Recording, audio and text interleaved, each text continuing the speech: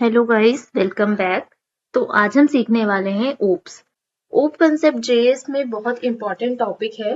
तो ओप सीखने के लिए हमें सिर्फ ऑब्जेक्ट्स क्लियर होने चाहिए। इसके बाद हम बहुत इजीली ओप कंसेप्ट को समझ सकते हैं। तो इस टॉपिक को हम स्टेप बाय स्टेप कवर करेंगे। सो स्टार्ट करते हैं। तो पहले हम ऑब्जेक्ट देखते हैं कि ऑब्जेक्ट कैसे यूज होता है। ठीक है, तो एक वेरिएबल ले लेते हैं। तो हमने यहाँ पर एक ऑब्जेक्ट क्रिएट किया है। ऑब्जेक्ट में प्रॉपर्टी दी है लैंग्वेज एंड वैल्यू दी है जेएस। तो अगर हमें ऑब्जेक्ट की वैल्यू को एक्सेस करना है तो ऑब्जेक्ट डॉट प्रॉपर्टी नेम, जिससे हमें वैल्यू रिसीव होगी। और अगर हमें इसमें एक मेथड क्रिएट करना है तो हम कैसे करते हैं, मेथड नेम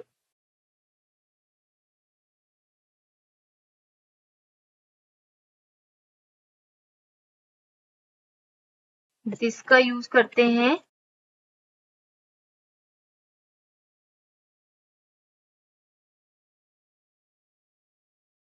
ठीक है।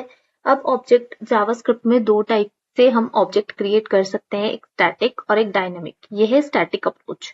तो अगर हमें डुप्लीकेट करना है तो हमें दूसरा ऑब्जेक्ट क्रिएट करना पड़ेगा और यहाँ पे हम वैल्यू चेंज कर देते हैं और वेरिएबल नेम अपडेट कर देते हैं।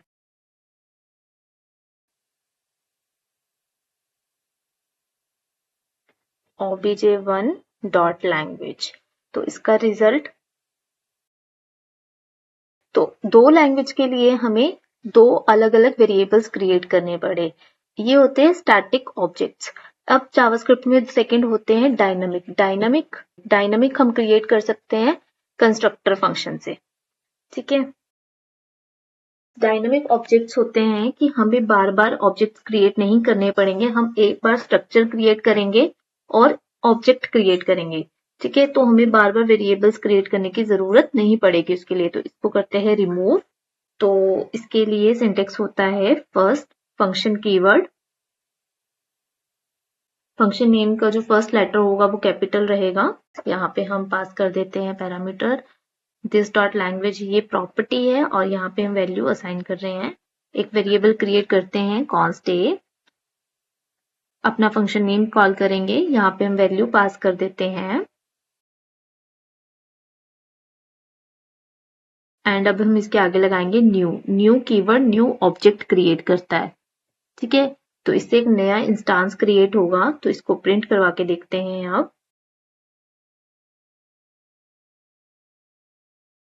ओके, सो ये रिजल्ट आया।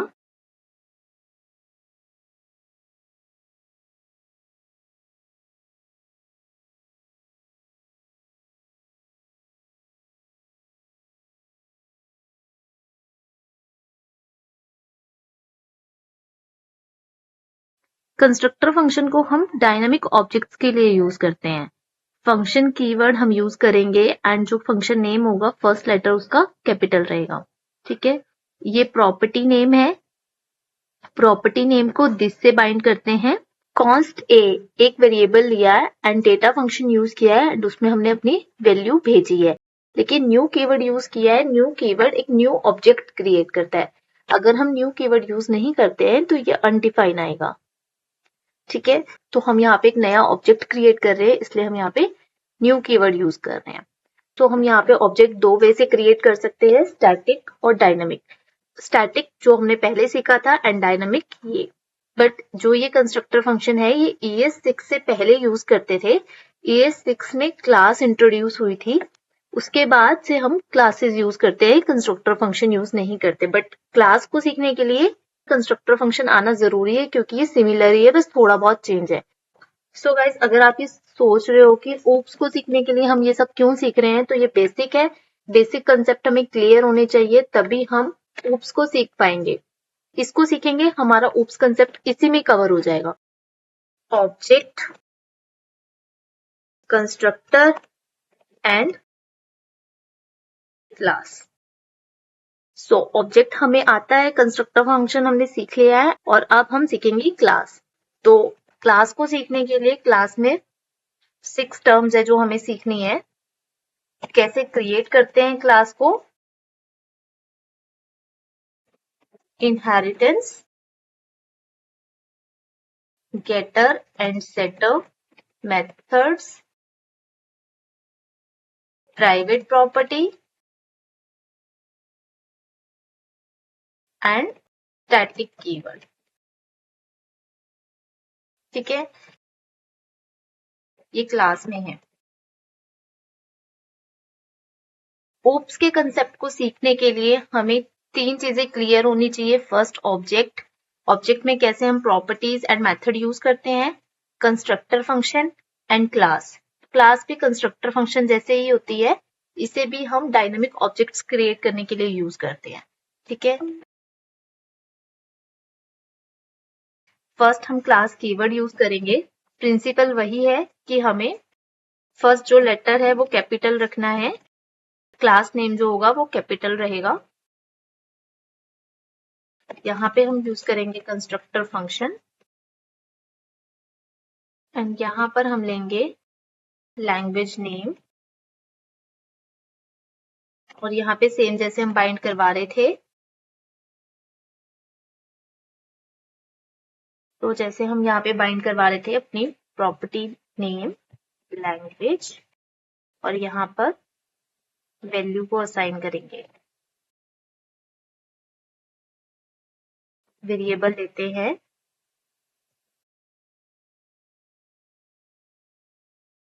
वैल्यू असाइन करेंगे। सेम यहाँ पर भी न्यू कीवर्ड यूज करेंगे क्योंकि new keyword new instance create करता है। ये सेम कंस्ट्रक्टर फंक्शन की तरह काम कर रहा है, इसमें कुछ भी अलग नहीं है। तो अगर हम प्रिंट करवाएं इसको, अब यहाँ पे क्वेश्चन आता है कि इनमें डिफरेंस क्या है, कंस्ट्रक्टर फंक्शन और क्लास। अब इनमें क्या डिफरेंस आएगा, सपोज जैसे कि हमने यहाँ पर एक क्लास बनाई है, इसको हम पर्सन इन्फो रख लेते हैं क्लास का नेम एंड इसको नेम कर देते हैं। अब यहाँ पर हम एक दूसरी क्लास लेते हैं,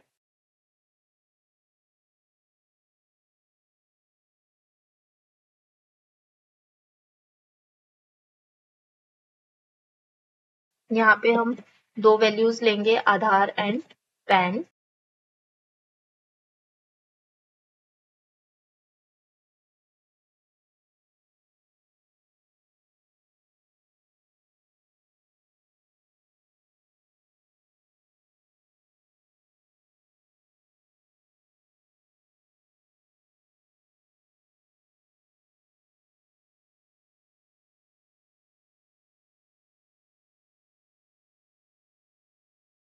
अब हमने यहाँ पे 2 क्लासेस क्रिएट की है, एक ही पर्सन की, पहले पर्सन इन्फो है फिर डॉग इन्फो है। यहाँ पे 2 ऑब्जेक्ट आ रहे हैं। ठीक है, अगर हमें एक ही ऑब्जेक्ट में ये दोनों क्लासेस का डेटा चाहिए तो हम क्या कर सकते हैं, एक क्लास भी बना सकते हैं इनके लिए, जहां पे हमने नेम असाइन किया है वो यहाँ पर भी हम कर सकते हैं। बट हो सकता है हमें अलग अलग शो करना है, मतलब अभी के लिए हमें ये जो पर्सनल इन्फो है वो अलग रखनी है, डॉक इन्फो उसकी अलग रखनी है। ठीक है, बट हमें ये डेटा एक साथ चाहिए, तो हम ये कैसे एक्सेस कर सकते हैं, तो इसके लिए क्लास के पास एक ऑप्शन होता है कि वो पेरेंट क्लास से या दूसरी किसी क्लास से डेटा एक्सेस कर सकता है। जैसे कि हमारे पास ये क्लास है, तो यहाँ पर हमें एक्सेस करना है इस क्लास का डेटा। यूज करेंगे एक्सटेंड्स। एक्सटेंड से ये पता लगता है कि हम एक इस क्लास में एक पेरेंट क्लास यूज करने जा रहे हैं, मतलब ये होगी सब क्लास और ये एक्सटेंड के आगे जो क्लास नेम है ये बन गई पेरेंट क्लास। अब जब हम पेरेंट क्लास यूज करते हैं तो हम यहाँ पर यूज करते हैं कंस्ट्रक्टर के बाद सुपर। सुपर कॉल होता है पेरेंट क्लास के कंस्ट्रक्टर फंक्शन के लिए। जैसे यहाँ पर ये फंक्शन कॉल होगा तो हम यहाँ पर पास करेंगे नेम। अब देखो हमने यहाँ पे नेम पास करवाया, जब ये क्लास हम रन करेंगे तो ये वाला जो सुपर है ये एरर देगा, यहाँ पर ये वर्क नहीं करेगा। जैसे हम देख लेते हैं, बी को प्रिंट करवाते हैं सिर्फ। अब यहाँ पर जो ये सुपर है ये पेरेंट कंस्ट्रक्टर फंक्शन को, पेरेंट कंस्ट्रक्टर चलता है यहाँ पर।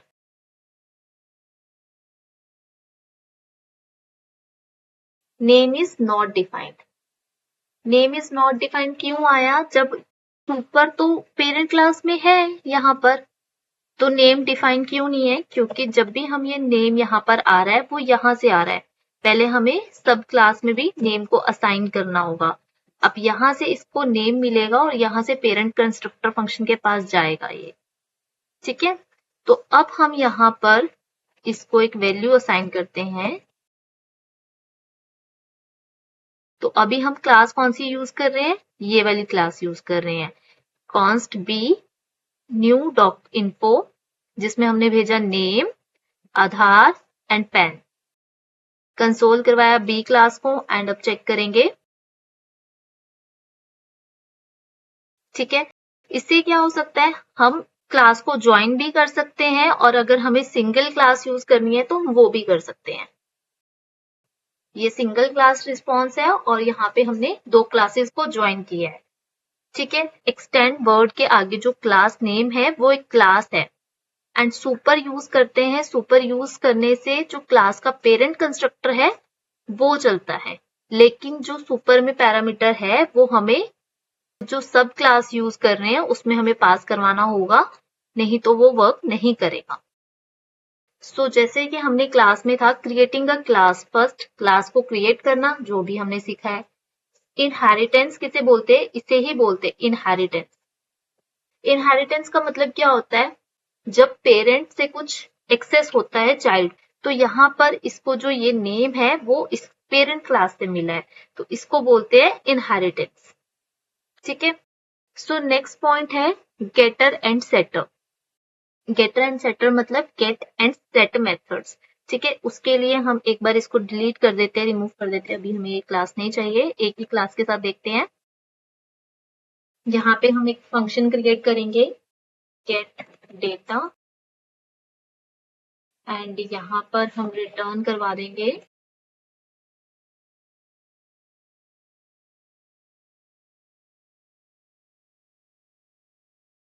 यहाँ पर हमने क्या किया है, एक पर्सन इन्फो क्लास में एक कंस्ट्रक्टर फंक्शन क्रिएट किया था, बट फिर हमने यहाँ पर एक गेट मेथड यूज किया है। गेट मेथड को गेटर बोलते हैं, ठीक है, जिसमें हमने रिटर्न करवाया है हाई नेम। तो यहाँ पर गेट डेटा एक्सेस करेंगे, ठीक है। ये हमारा ऑब्जेक्ट है और ये मेथड है, लेकिन ये मेथड सेट हुआ है ऑब्जेक्ट के प्रोटोटाइप में। प्रोटोटाइप होपफुली गाइस आपको प्रोटोटाइप पता हो, बट अगर आपको नहीं पता है तो आप प्रोटोटाइप के ऊपर वीडियो बनाई है, आप वो देख सकते हैं। तो हम इसको प्रिंट करवा के देखते हैं यहाँ पर।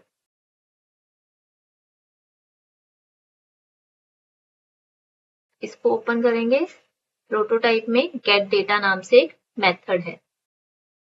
तो ये जो मेथड है रीराइट नहीं करना पड़ेगा, जितनी बार भी हम ये ऑब्जेक्ट क्रिएट करेंगे हर ऑब्जेक्ट के प्रोटोटाइप में ये मेथड ऑलरेडी आएगा। सो इसको बोलते हैं गेटर एंड सेटर बोलते हैं जब हम किसी डेटा की वैल्यू को अपडेट करते हैं। तो set data value this dot name equals to value a dot set data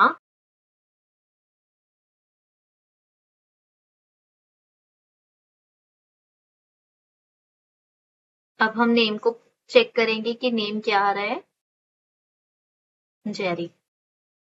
तो सेट डेटा यूज करते हैं डेटा अपडेट के लिए, तो इसे बोलते हैं सेटअप। गेट मेथड को बोलते हैं गेटर एंड जब हम डेटा को अपडेट करवा रहे हैं उस मेथड को बोलते हैं सेटअप। देन अब हम यहाँ पर गेट डेटा एक्सेस करेंगे अपना, तो वहां पे क्या आएगा, हाय जेरी। और अगर हम सेट डेटा अपडेट होने से पहले उसको प्रिंट लगाएंगे तो क्या आएगा, जॉन। सेट करवाने से पहले जब प्रिंट करवाया था तो नाम था जॉन, जो कि हमने यहाँ से पास किया था। फिर हमने यहाँ से सेट किया उसको, यहाँ पर जाके सेट हुआ, उसके बाद जब हमने प्रिंट करवाया तो यहाँ पर आया हाय जेरी, ठीक है। सो इसको बोलते हैं getter and setter methods. Next है प्राइवेट प्रॉपर्टी। अब ये प्राइवेट प्रॉपर्टी क्या होता है, ये सब डिलीट कर देते हैं। प्रॉपर्टी मतलब ये प्रॉपर्टी है, हम इस प्रॉपर्टी को एक्सेस भी कर सकते हैं यहाँ पर डायरेक्ट।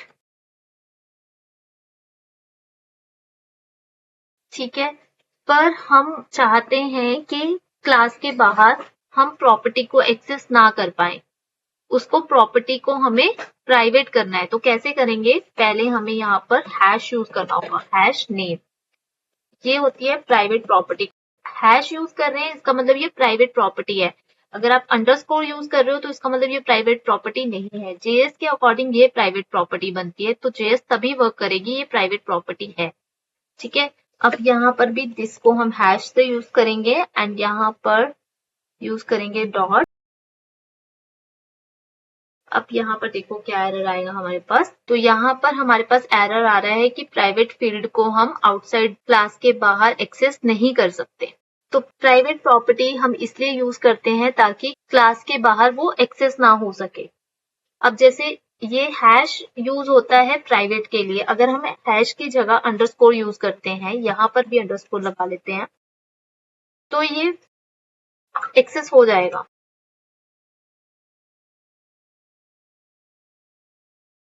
जावास्क्रिप्ट में हैश जो होता है वो प्राइवेट प्रॉपर्टीज के लिए यूज किया जाता है। हम प्राइवेट प्रॉपर्टी यूज कर रहे हैं अगर हमें उस प्रॉपर्टी को क्लास के बाहर एक्सेस नहीं करवाने देना, तो हमें कोई रिस्ट्रिक्शन लगानी है कि ये प्रॉपर्टी क्लास के बाहर एक्सेस ना हो, ऐसे यूज करते हैं हम प्राइवेट प्रॉपर्टी। सो नेक्स्ट है स्टैटिक कीवर्ड, इसको क्लियर कर देते हैं पूरे को ही। एक हम क्लास क्रिएट कर लेते हैं, ये होते हैं यूटिलिटी फंक्शंस के लिए यूज होते हैं। सपोज क्लास नेम हम दे देते हैं यहाँ पे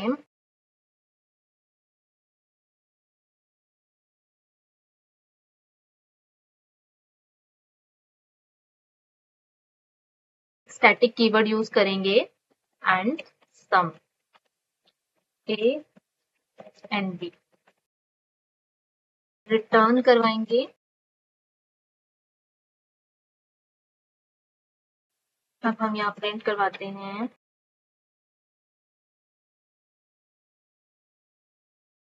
क्लास नेम,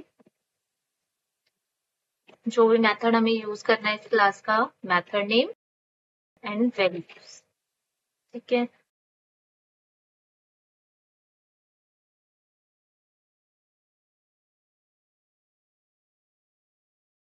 तो इसे बोलते हैं यूटिलिटी मेथड्स, जिसमें हमें स्टैटिक कीवर्ड यूज करके हम मल्टीपल मेथड्स यूज कर सकते हैं सिंगल क्लास में, जिसे हमें सीधा रिजल्ट मिलता है, इंस्टांस क्रिएट नहीं होता। ठीक है, तो हम एक क्लास में मल्टीपल मेथड्स को भी यूज कर सकते हैं। सो हमें यहाँ पे क्लास हमारी कंप्लीट होती है। क्लास में हमारे पॉइंट्स है क्रिएटिंग अ क्लास, जो हम एक क्लास क्रिएट करते हैं। इनहेरिटेंस, जब हमने दो क्लासेस को ज्वाइन करके सिंगल ऑब्जेक्ट क्रिएट किया था। Getter and setter method use करते हैं डेटा को गेट एंड अपडेट करने के लिए। प्राइवेट प्रॉपर्टीज को यूज करते हैं जब क्लास के बाहर हम प्रॉपर्टी को एक्सेस ना कर सके। एंड स्टैटिक कीवर्ड ये यूज होता है यूटिलिटी मेथड्स में। सो होपफुली गाइस आपको यहाँ पे क्लास क्लियर हो कि क्लास हम कैसे यूज करते हैं। इसको करते हैं क्लियर। अब आ जाते हैं ओप कंसेप्ट पे। तो गाइस जैसे कि अभी हमने ऑब्जेक्ट, कंस्ट्रक्टर एंड क्लास सीखी है कि हम इसे कैसे यूज करते हैं। ठीक है, कंस्ट्रक्टर एंड क्लास को हम डायनामिक ऑब्जेक्ट क्रिएट करने के लिए यूज करते हैं। तो अब नेक्स्ट है हमारा ओप। ओप्स क्या होते हैं? सो गाइस अगर हमें क्लास का कंसेप्ट क्लियर है, क्लास के सारे फीचर्स अगर हमें क्लियर है, तो इसका मतलब हमें ओप्स आ गए हैं। सो जैसे कि यहाँ पर एक डेफिनेशन है ओप्स की। ओप्स क्या है? ऑब्जेक्ट ओरिएंटेड प्रोग्रामिंग लैंग्वेज है, जिसको हम यूज करते हैं एक स्ट्रक्चर्ड कोड के लिए, जिसे हम रीयूज कर सके। जैसे कि हमने एक क्लास बनाई थी और मल्टीपल ऑब्जेक्ट्स को उसी क्लास से मल्टीपल ऑब्जेक्ट क्रिएट किए थे। ओप के 4 फंडामेंटल टर्म्स होती है। encapsulations, bundling data method inside an object. Bundling data जैसे हम एक क्लास क्रिएट करी थी हमने पर्सन,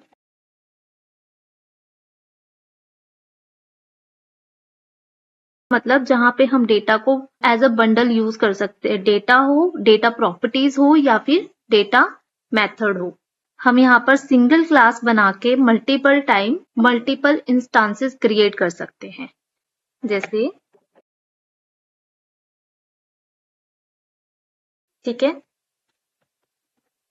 नेक्स्ट है hiding complex implementation details and exposing only necessary data. इसमें क्या कर सकते हैं, इसमें हम कुछ डेटा ऐसा भी यूज कर सकते हैं, जैसे हमने लास्ट अभी सीखा था प्राइवेट प्रॉपर्टी, जो डेटा डायरेक्ट अपडेट ना हो। प्राइवेट प्रॉपर्टी यूज करने से हम डायरेक्ट इसको अपडेट नहीं कर सकते एंड हम इसको क्लास के बाहर एक्सेस नहीं कर सकते। और प्राइवेट प्रॉपर्टी जेएस सपोर्ट करता है हैश नेम, तो हम यहाँ पर भी हैश यूज करेंगे और अगर हम इस नेम को यहाँ एक्सेस करेंगे तो ये एरर देगा कि क्लास के बाहर एक्सेस नहीं हो सकता। ठीक है। सो नेक्स्ट है इनहेरिटेंस। इनहेरिटेंस मतलब क्या होता है? इनहेरिटेंस मतलब चाइल्ड क्लास ने पेरेंट क्लास से प्रॉपर्टी एक्सेस की है, तो उसको बोलते हैं inheritance. Allowing one class to inherit property and method from another class. इसका एग्जाम्पल हमने अभी सीखा था। यहाँ पे क्लास ये पर्सन की थी, यहाँ डॉग इनको कंस्ट्रक्टर आधार। अगर हमें किसी और क्लास से डेटा एक्सेस करना है तो हम यूज करते हैं एक्सटेंड्स पेरेंट क्लास का नेम एंड यहाँ पर यूज करेंगे सुपर। कौन सी प्रॉपर्टी एक्सेस करनी है? नेम। तो हम यहाँ पर भी नेम लिखेंगे और यहाँ पर हम इसमें डॉक इन्फो से एक्सेस कर लेंगे क्लास। ठीक है। तो ये यूज करा था हमने सब क्लास के लिए। ठीक है, इसको कमेंट कर देते हैं ताकि हम इसको रन करके देख सकें।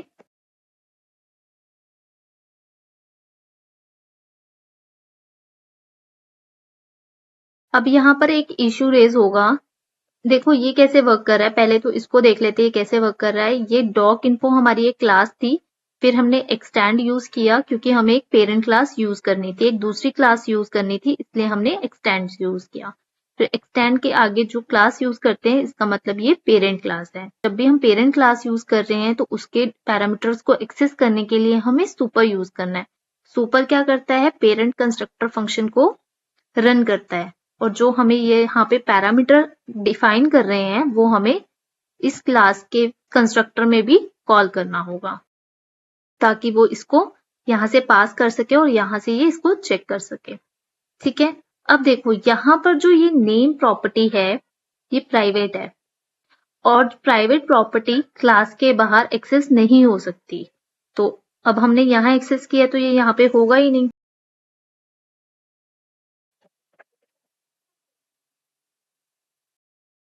नेम जो है ये प्राइवेट प्रॉपर्टी है और प्राइवेट प्रॉपर्टी अपनी क्लास के बाहर एक्सेस नहीं हो सकती, मतलब ये सब क्लास में एक्सेस नहीं होगी। तो अगर हम इसको यहाँ पर कॉल कर रहे हैं और अगर इसको चेक करें तो क्या रिजल्ट आएगा? ये एक्सेस ही नहीं होगी। और अगर हम इस प्राइवेट प्रॉपर्टी को रिमूव कर देते हैं, यहाँ से नॉर्मल प्रॉपर्टी बनाते हैं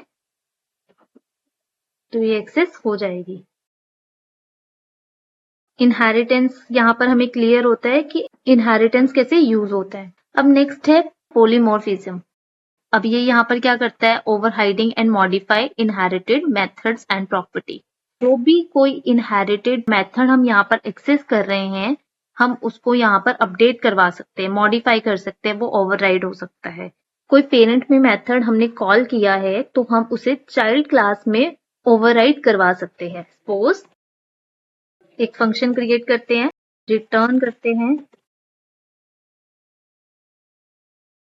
दिस डॉट नेम। अगर हम अब इस फंक्शन को एक्सेस करेंगे,